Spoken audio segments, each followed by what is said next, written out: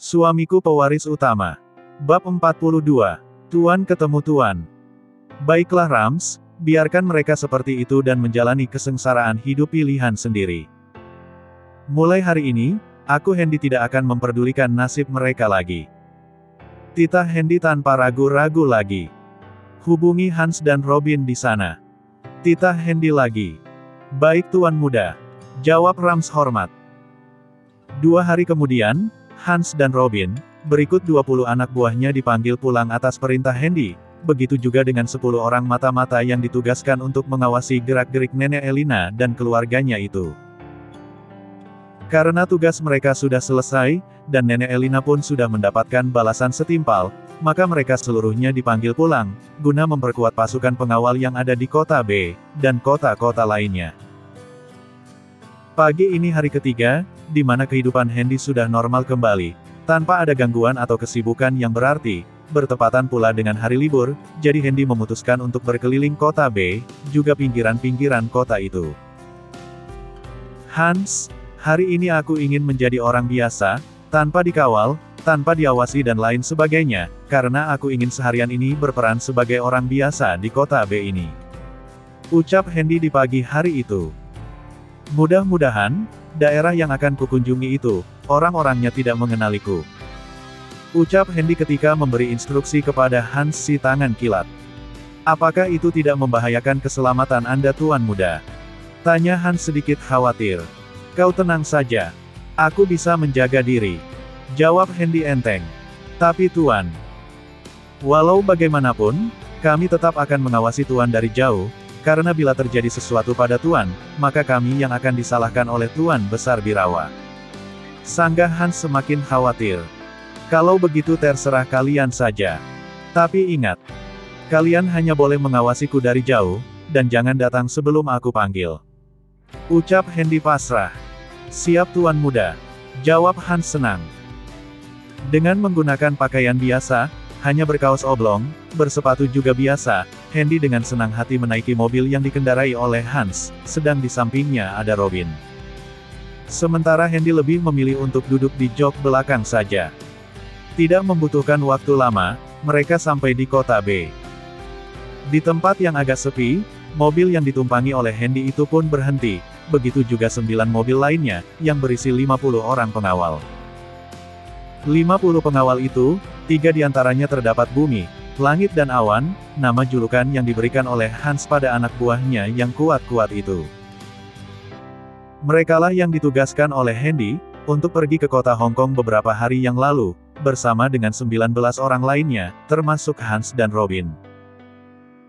Setelah mobil itu berhenti, Hendy keluar dengan tenang, kemudian mengedarkan pandangannya ke areal sekitar, tapi dia tidak menemui seorang pun yang ada dalam jarak pandangnya.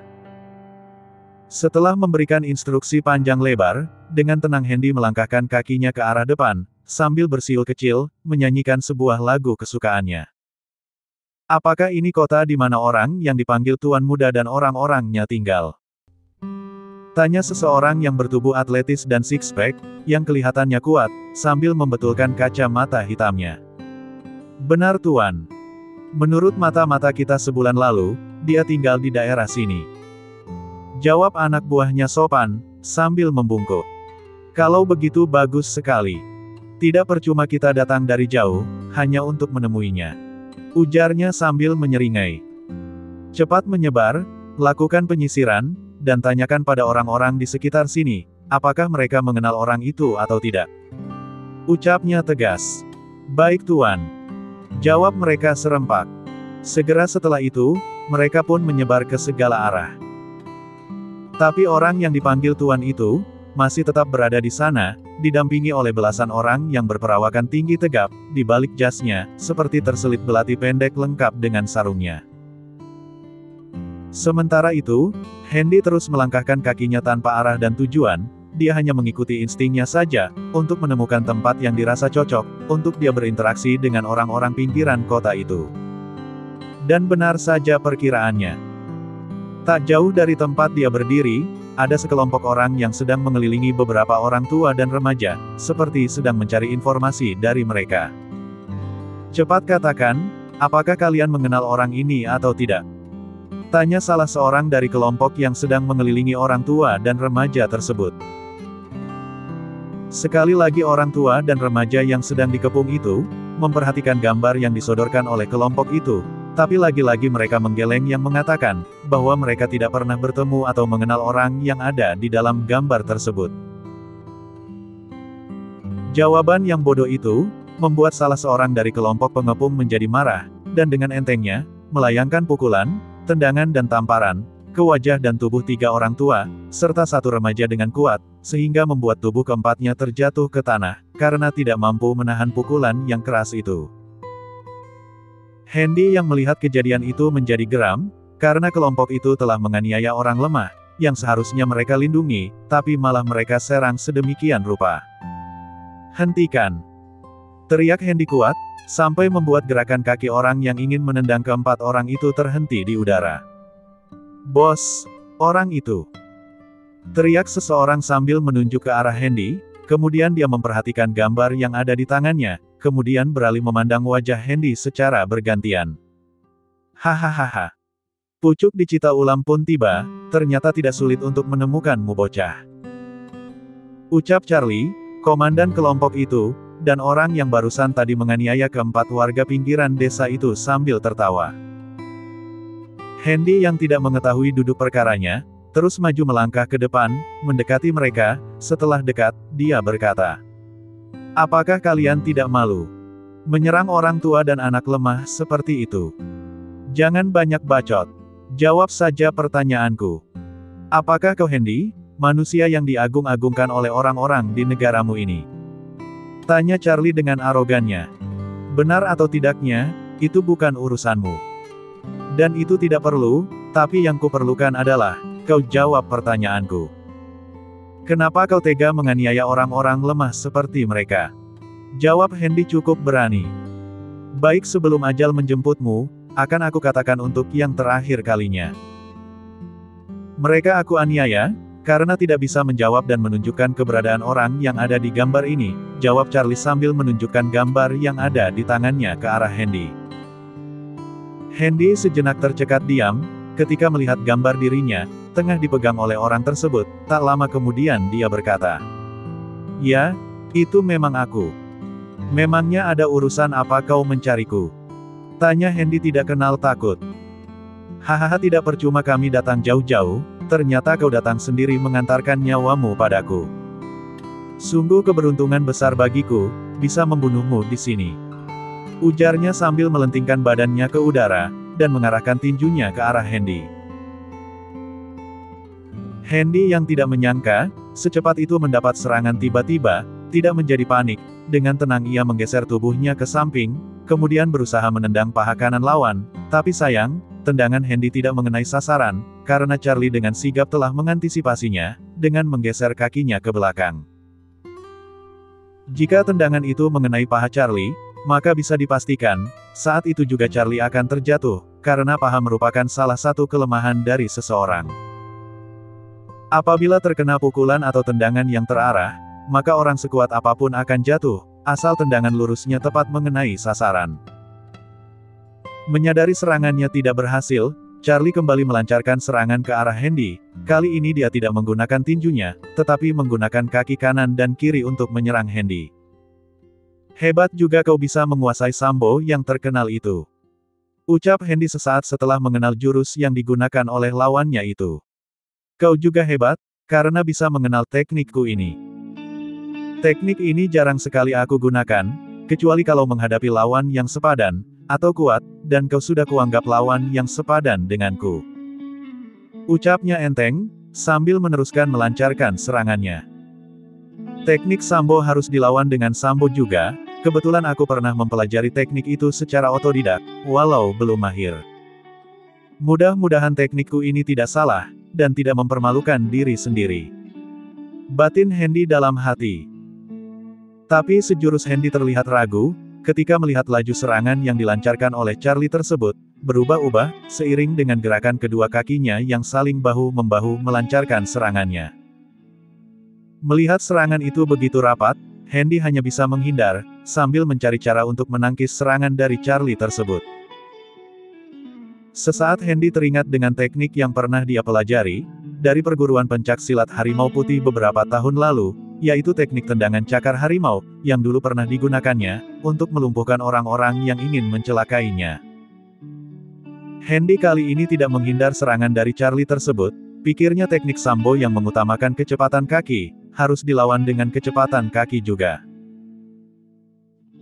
Dengan sigap Hendy melancarkan tendangan lurus ke arah perut lawan, atau area sensitif lawan, dengan kekuatan penuh, dengan sikap kuda-kuda yang cukup kokoh, dan hentakan kaki yang juga kuat, kemudian dipadukan dengan tendangan sabit dengan menggunakan kaki kiri, yang juga diarahkan ke perut lawan, akibatnya perut Charlie menjadi sasaran kaki Hendy. Tubuh Hendy dan Charlie sama-sama terdorong ke belakang beberapa langkah, hingga membuat serangan mereka terhenti seketika. Serangan Hendy tidak sempat dihindari oleh Charlie, hingga perutnya terkena tendangan yang cukup kuat, tapi belum bisa membuatnya tumbang. Hendy pun tidak luput dari serangan itu, bahu kirinya telak terkena tendangan menyilang, yang dilancarkan oleh Charlie, hingga membuat tubuhnya terdorong ke samping. Untuk pertama kali sejak menjelma menjadi tuan muda kaya, Hendy bisa terkena serangan lawan, dan ini tidak pernah disangka olehnya. Ini tak bisa dibiarkan, kalau aku terus bermain-main, maka aku akan kalah, kata Hendy dalam hati. Sementara itu, anak buah Hendy yang mengawasi dari jauh menjadi khawatir, ketika melihat tuannya terkena serangan lawan, tapi Hans mencegahnya dengan berkata, "Kalian jangan khawatir, orang itu bukan lawan tuan muda, sebentar lagi dia akan kalah. Kalian fokus saja pada anak buahnya itu, takut berbuat curang," ujarnya tenang. Sebaliknya, Charlie yang melihat serangannya bisa digagalkan oleh lawannya bahkan sempat terkena serangan, menjadi emosi, kemudian dia merubah teknik serangannya dengan cara lain, yaitu taekwondo, yang juga mengandalkan kecepatan serangan kaki. Hendy tersenyum ketika melihat kuda-kuda yang dibuat oleh Charlie itu, sebelum melancarkan serangan kepadanya. Kemudian Hendy juga melakukan hal yang sama, yaitu menerapkan kuda-kuda yang jauh lebih kuat dari kuda-kuda yang dibuat oleh Charlie itu. "Kau juga menguasai taekwondo, aku jadi merasa tertantang untuk mengalahkanmu," ucap Charlie emosi, sambil berlari ke arah Hendy dan melancarkan serangannya. Sementara itu, orang yang dipanggil tuan oleh anak buahnya itu, saat ini tengah bergerak menuju lokasi pertarungan antara Hendy dan anak buahnya. Tangannya sudah merasa gatal ingin menghajar Hendy dan melumatkannya sampai tidak berbentuk lagi. Namun sayangnya, dia sedang terjebak macet di dekat perempatan jalan, tak jauh dari lokasi pertarungan itu. Anak buahnya salah dalam memberikan petunjuk padanya, karena mereka belum memahami nama-nama jalan, dan lokasi di mana rekannya saat ini tengah bertarung, melawan orang yang sudah sebulan ini dicari oleh tuannya itu. Mau marah pada siapa, dia juga tidak tahu, karena mereka orang baru, yang berasal dari negara luar, atau tepatnya Prancis dan Amerika. Bosnya berasal dari Amerika sedangkan sebagian anak buahnya merupakan imigran asal Prancis, yang satu daerah dengan Jack Napoleon. Mereka dulu adalah anak buah si Jack itu, dan orang yang mereka panggil tuan itu adalah rekan bisnis sekaligus sahabat karib dari Jack Napoleon tersebut. Kedatangan mereka adalah untuk membalas dendam pada Hendy dan orang-orangnya, karena telah berani membunuh sahabatnya itu. Tapi bagaimana mereka bisa mengetahui bahwa Hendy adalah orang yang telah membunuh di Jack itu, dan bagaimana gambar Hendy bisa mereka dapatkan? Itu semua masih menjadi misteri. Kembali pada lokasi duel, antara Hendy melawan Charlie. Serangan yang dilancarkan oleh Charlie tadi, merupakan tendangan berputar 45 derajat, yang bertumpu pada kekuatan tumitnya. Dia berharap dengan serangannya kali ini, bisa membuat Hendy takluk, atau setidaknya terluka parah. Tapi harapannya tidak terkabul, tendangan kuat yang dilancarkannya barusan, bisa diantisipasi oleh Hendy dengan mudah, dengan cara melompat, sekaligus melancarkan serangan dengan tendangan kuat ke arah kepala lawan dan buk kepala Charlie terkena tendangan kaki Hendy dengan telak. Tubuhnya langsung ambruk ke jalan tidak beraspal, dan tidak bergerak lagi, mungkin pingsan. Anak buahnya yang sedari tadi hanya menonton, dibuat terkejut, karena tidak menyangka, komandan terkuatnya, bisa dikalahkan dengan mudah seperti itu, hanya dengan beberapa serangan. Di dalam hati mereka membatin, seberapa kuatkah orang ini sebenarnya? Hans dan anak buahnya tersenyum senang, ketika melihat tuan mudanya, bisa memenangkan pertarungan itu tanpa terluka sedikitpun, hanya sekedar terkena serangan yang tidak berarti di bahunya. Sebaliknya bagi anak buah Charlie, yang berjumlah 13 orang itu, menjadi sangat marah sekali, ketika melihat komandannya dikalahkan oleh Handy dengan mudah. Tanpa dikomando, mereka bergerak mengepung Handy dari segala arah. Belati pendek yang selalu terselip di balik baju mereka, sekarang telah dikeluarkan semua, dan tengah dipegang oleh mereka erat-erat. Hans dan anak buahnya, sudah merasa gatal ingin keluar membantu tuan mudanya itu, tapi takut kena marah oleh Handy, maka mereka lebih memilih menunggu dan melihat pertunjukan yang akan terjadi di depannya. Handy yang tengah terkepung itu, tidak menunjukkan ekspresi takut sedikitpun, walau sedang dikepung oleh 13 orang kuat, Handy masih santai-santai saja. Dari penglihatannya, ke-13 orang yang sedang mengepungnya itu, kekuatannya masih berada jauh di bawahnya, walaupun sedang memegang senjata. Maka ketika mereka maju serempak, kaki Handy segera beraksi, dengan melancarkan serangan lurus ke arah lawan yang terdekat dengannya, dan berhasil. Kemudian Handy kembali melancarkan serangan kakinya, ke kanan dan ke kiri dengan cara melentingkan diri ke udara. Tidak sampai di situ saja, tangan kanan dan kiri Handy juga beraksi, dengan melancarkan pukulan yang cukup kuat ke dada lawan. Tak lupa pula, Handy juga menggunakan teknik cakar harimau yang pernah dipelajarinya dulu, untuk melumpuhkan lawannya. Hasilnya adalah, 9 dari 13 penyerangnya itu, sekarang sedang terkapar di tanah, mengerang kesakitan, akibat terkena serangan dari Handy itu. Belati pendek yang dipegang mereka tadi, bertaburan kemana-mana, tanpa sempat mereka gunakan untuk menyerang. Sekarang tinggal 4 orang lagi yang tersisa, dan yang masih berdiri. Melihat 9 rekannya bisa dikalahkan dengan mudah oleh Handy, membuat rasa takut dan gentar mereka timbul, kemudian berusaha untuk kabur dengan saling memberi kode untuk lari. Tapi sebelum itu terjadi, Handy melentingkan tubuhnya ke arah salah seorang dari mereka, dengan mengarahkan tendangan melompat yang sangat kuat ke arah lawan. Rencana Handy setelah ini adalah, akan melancarkan serangan berputar, untuk melumpuhkan lawan yang ada di sebelah kirinya itu. Tapi sebelum serangan itu mengenai lawan, tiba-tiba berkesiur angin yang cukup kencang dari samping Handy, seperti ada orang yang tengah melancarkan serangan kuat padanya. Menyadari serangan itu cukup berbahaya dan mematikan, Handy membatalkan serangannya, dan melompat ke belakang dengan cara bersalto di udara. Setelah Handy menginjakkan kakinya di tanah, di depannya berdiri seorang laki-laki kisaran 30 tahun, dengan tubuh yang atletis dan six-pack, sedang memandang dengan sorot mata penuh dendam dan amarah ke arah Handy. Dalam beberapa detik, tidak ada yang bersuara di antara mereka. Kesempatan itu digunakan oleh Handy, untuk mengatur nafasnya yang sedikit memburu. Matanya juga sempat mengitari lokasi tersebut, di situ dia mendapati, ada puluhan orang yang berdiri di belakang orang yang tadi menyerangnya itu, mungkin mereka adalah anak buah dari orang yang berdiri di depan. Setelah berlalu beberapa saat, akhirnya terdengar suara dari mulut orang yang tadi menyerangnya itu, dengan berkata, "Ternyata apa yang dikatakan oleh orang-orang sedunia tentangmu tidak salah. Dengan mengalahkan orang terkuatku, berarti kau memang benar-benar kuat. Apalagi setelah kau mampu melumpuhkan 9 orang terkuat lainnya dengan mudah.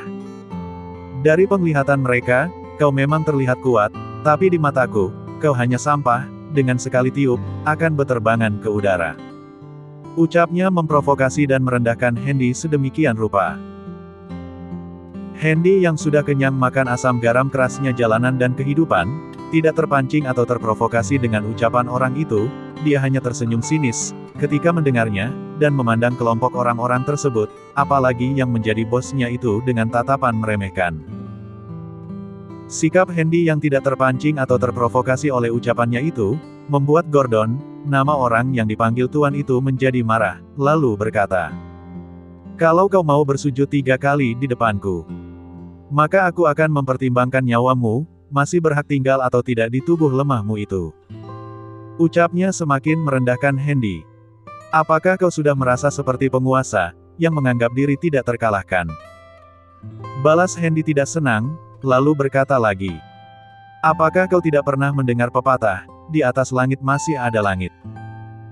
Jawab Hendy tenang tapi sedikit emosi, kemudian sambung menyambung melanjutkan berkata.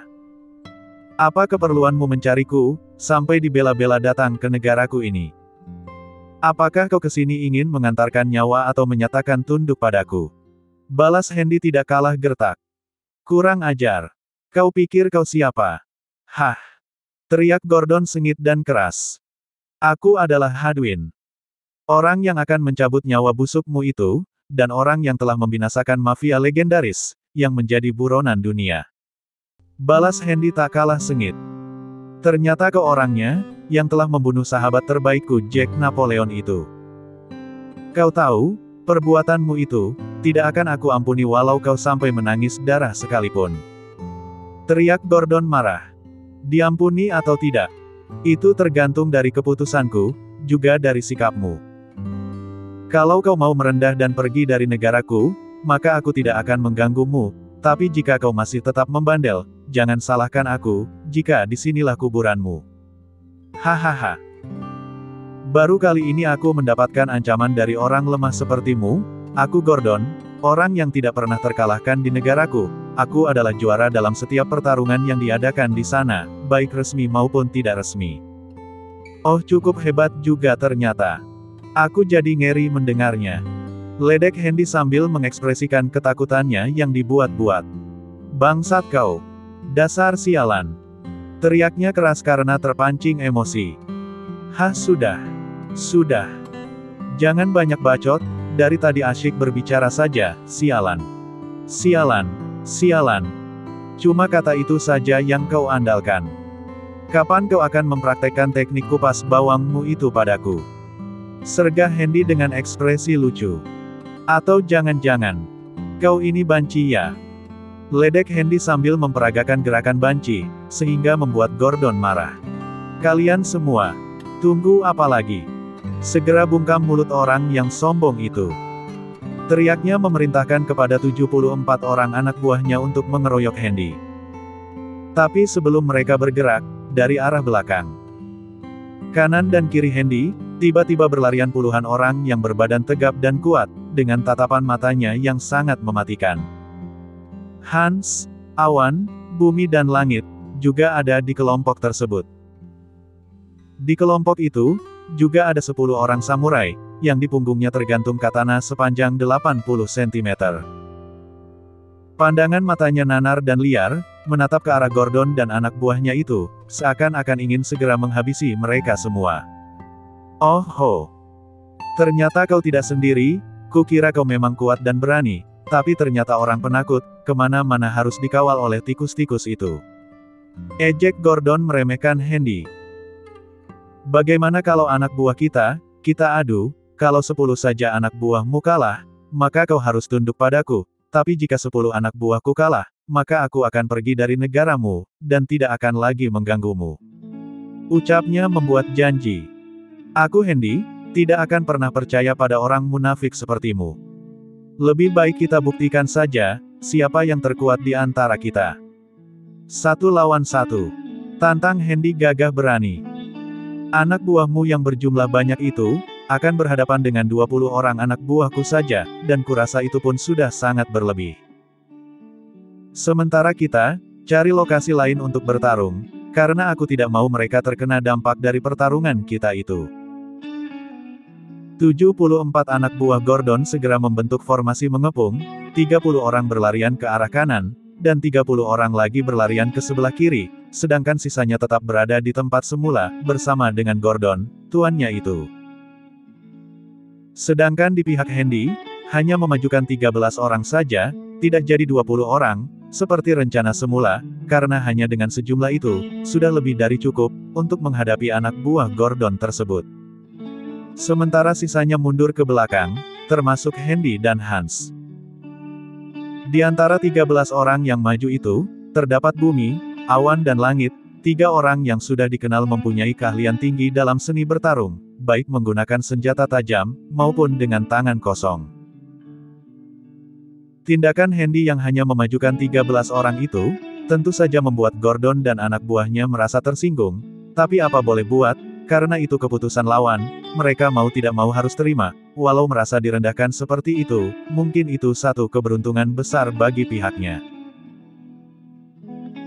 Namun sebaliknya, kondisi seperti itu membuat hati mereka sakit, karena dianggap rendah oleh lawan, hingga tanpa sadar, tangan mereka bergetar, gigi saling bertaut, hati dongkol, mata memerah, dan kaki sudah tidak sabar ingin berlari, agar bisa segera melampiaskan sakit hatinya pada orang yang telah meremehkannya itu. Tiba-tiba, serang dan hancurkan kesombongan mereka, teriak seorang komandan bawahan Gordon dengan antusias. Segera setelah itu, puluhan orang meluruh ke arah 13 anak buah Hendy tersebut, tapi mereka malah tenang-tenang saja. Barulah setelah penyerang tersebut dekat, Langit sebagai komandan tertinggi dalam tim itu, segera memerintahkan kepada rekan-rekannya untuk bergerak.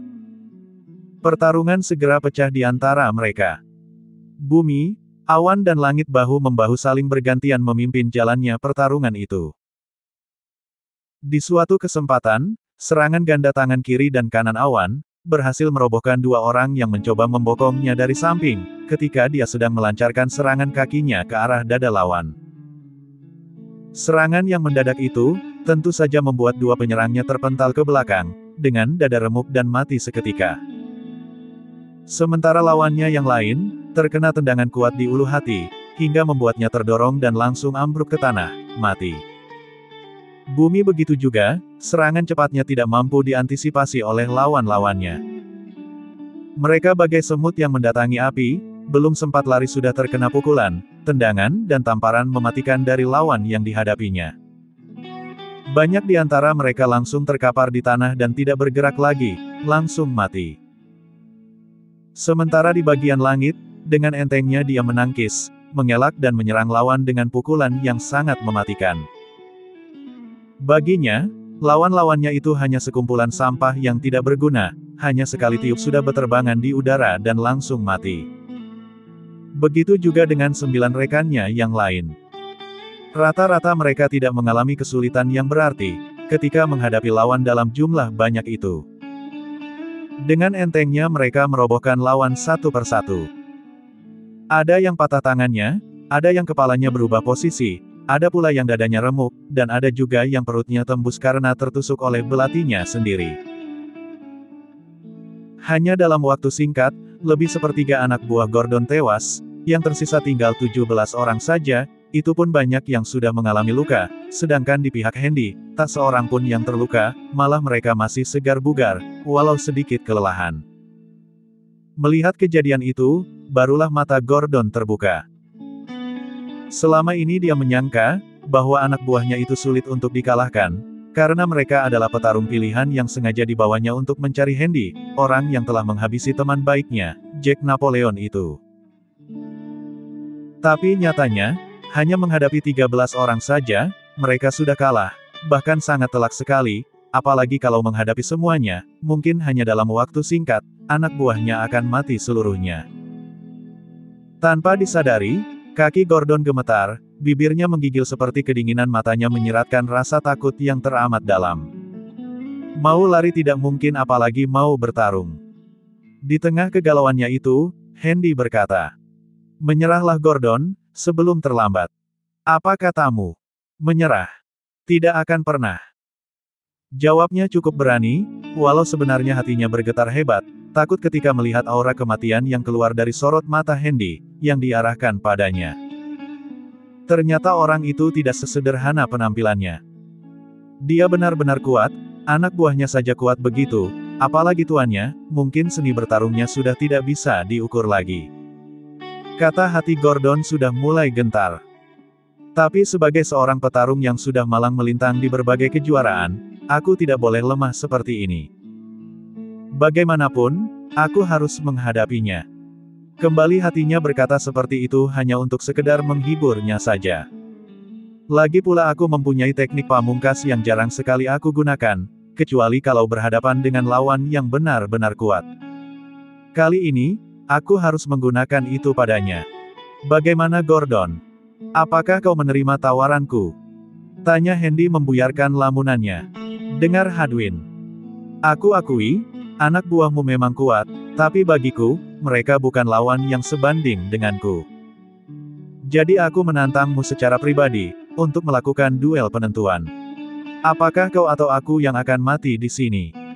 Jawabnya tegas. Dengan senang hati Gordon, katakan dengan cara bagaimana kau ingin mati. Sambut Hendy sambil memprovokasi. Jangan hanya sesumbar seperti itu. Ayo kita buktikan. Balas Gordon terpancing emosi. Tapi tunggu dulu, agar kau tidak penasaran, bagaimana aku bisa menemukanmu, dan mengetahui bahwa orang yang telah mencelakai saudaraku itu adalah kau. Selama kurang lebih 1 bulan, sejak kematian temanku itu, aku terus mencari informasi melalui para hackerku, untuk mendeteksi, aliran dana yang dimiliki oleh temanku itu mengalir kemana. Setelah dipastikan bahwa aliran dana itu menuju ke Asia Tenggara, maka aku memerintahkan kepada para hackerku, untuk terus mencari titik koordinat pelakunya. Dengan usaha yang maksimal dan cukup lama, akhirnya anak buahku menemukan titik koordinatnya, dan itu mengarah padamu. Karena kau merupakan orang yang sudah terkenal di dunia, tentu saja gambar dan videomu bertebaran di dunia maya, dari situlah kami mengambil salah satu gambarmu itu dan mencocokkannya denganmu sekarang. Tapi tidak kusangka, begitu ingin meretas akun pribadi bankmu, hackerku tidak mampu menembus sistem pertahanannya, bahkan sistem pertahanan para hackerku, berhasil kalian hancurkan. Jadi tahniah buat orang-orangmu itu. Jadi sekarang, aku ingin mendengar alasanmu, kenapa kau membunuh dan merampok seluruh aset dan kekayaan temanku itu. Aku di sini bukan untuk berceramah sepertimu Gordon, tapi untuk membungkam mulut sombongmu itu, jawab Hendy ketus. Mengenai penasaranmu itu, nanti bisa kau tanyakan kepada temanmu itu di neraka, oke? Ledek Hendy cukup mengena. Hia. Tanpa aba-aba lagi, Gordon menyerang Hendy yang berjarak hanya 3 meter darinya itu, dengan pukulan tangan kanannya, yang melaju lurus ke arah dadanya, disertai gerakan super cepat. Sesaat Hendy terkesiap ketika melihat teknik yang digunakan oleh Gordon itu. Teknik itu merupakan sebuah teknik yang sangat berbahaya dan mematikan, kalau tidak salah itu merupakan teknik pukulan bacon, yang berasal dari Peru. Apabila pukulan itu mengenai lawan, tak ayal lawannya akan mati seketika atau setidaknya terluka parah. Gerakan yang dilakukan oleh Gordon itu sangat cepat, sehingga Hendy tidak sempat untuk menangkisnya, maka, buk. Dada Hendy terkena pukulan yang sangat kuat dan mematikan itu, hingga membuat tubuhnya terpental cukup deras ke belakang. Tuan muda! Tuan muda! Teriak Hans dan anak buahnya yang lain panik. Uhuk! Hendy memuntahkan dahara segar dari mulutnya, tapi dia masih mempunyai kesadaran tidak sampai pingsan. Tidak kusangka, pukulannya sekuat itu, memang benar-benar pukulan yang berbahaya. Aku tidak boleh lengah lagi. Batin Hendy dalam hati, sambil menyeka darah yang keluar dari mulutnya itu, dan mengusap dadanya yang barusan terkena pukulan. Walau pukulan itu sangat kuat dan mematikan, tapi belum mampu membuat Hendy terbunuh. Dengan sisa tenaganya, Hendy berusaha berdiri, dibantu oleh Hans dan yang lain. Gordon yang melihat serangan terkuatnya berhasil melukai Hendy, jadi tertawa terbahak-bahak, hatinya senang bukan main, setelah berhasil melukai Hendy begitu parah. Hahaha. Ternyata kau tidak sekuat yang kuperkirakan, hanya sekali serang sudah kalah dan terluka parah. Tawanya lepas sambil mengejek Hendy. Dengan menyeka darah yang keluar dari mulutnya, Hendy membalas hinaan Gordon tersebut, dengan berkata, "Jangan senang dulu, aku belum kalah, tadi cuma pemanasan saja. Pukulanmu itu, memang bisa melukaiku, tapi belum mampu untuk membuatku mati," ucapnya menghibur diri sendiri. Hahaha. Begitulah tabiat orang yang akan mati, berlagak sok kuat. Aku yakin, bila kau terkena serangan itu lagi, maka kau akan mati saat itu juga. Lagi-lagi Gordon tertawa senang atas kemenangannya itu. Tuan muda, biarlah aku yang akan menggantikan Anda untuk melawannya. Ucap Hans mengajukan diri kepada Hendy. Tidak perlu. Aku masih mampu melawannya. Jawab Hendy enteng, kemudian dia maju melangkah, mendekati Gordon yang sedang tersenyum puas itu. Sekarang aku tidak akan main-main lagi. Akan aku buktikan, bahwa perkataanku bukan bualan semata. Ayo maju. Tantang Hendy cukup berani. Tanpa menjawab sepatah kata pun, Gordon kembali melancarkan serangan yang sama pada Hendy. Mengandalkan kecepatan geraknya, Gordon kembali melancarkan pukulannya ke arah dada Hendy, berharap jika terkena pukulan itu lagi, maka Hendy akan mati saat itu juga. Hendy yang sudah mendapat pukulan kuat tersebut, tidak mau menganggap remeh lagi, maka Hendy menerapkan satu teknik yang pernah ditontonnya di film anime dan sudah sering dipraktekkannya dulu. Ketika tinju Gordon hampir dekat dengannya, Hendy menyambutnya dengan pukulan yang hampir sama. Hendy menerapkan kuda-kuda yang cukup kuat, dengan cara menempatkan kaki kiri di depan, dan kaki kanan digeser sedikit ke belakang, siku ditekuk dengan posisi tinju dekat samping perutnya. Kemudian memfokuskan kekuatan pukulannya pada lengan dan tangannya, lalu tinju itu meluncur menyambut pukulan Gordon tersebut dengan kekuatan penuh. Akibatnya, dua kekuatan beradu di udara, dan krak, ark. Saat itu juga, kaki kanan Hendy menghantam dada Gordon dengan kuat, lalu, keluh kesakitan Gordon terdengar. Akibat benturan tinju, dan tendangan yang sangat kuat di dada, tubuh Gordon hilang keseimbangan. Pergelangan tangannya patah, dan dadanya memar, terkena tendangan lurus yang sangat kuat dari Hendy. Karena posisinya sangat lemah saat menyerang itu, tubuhnya Gordon terpental ke belakang dan berguling-guling di tanah. Sementara Hendy hanya bergeser sedikit ke belakang, tanpa mengalami luka sedikit pun, cuma ngilu saja di pergelangan tangannya. Sekarang keadaan mereka seri 1-1. Gordon yang tidak menyangka serangannya mampu ditangkis oleh Hendy, dengan pukulan yang hampir sama, menjadi terkejut, sampai lupa ada darah yang keluar dari mulutnya itu. Kini anak buahnya pula yang panik, ketika melihat tuan mereka terluka lebih parah dari lawannya itu. Serentak mereka ingin maju menghajar Hendy, tapi langkah mereka terhenti, ketika melihat awan, langit dan bumi maju untuk menghadang mereka, seketika niat untuk menyerang Hendy, mereka urungkan begitu saja. Bersambung.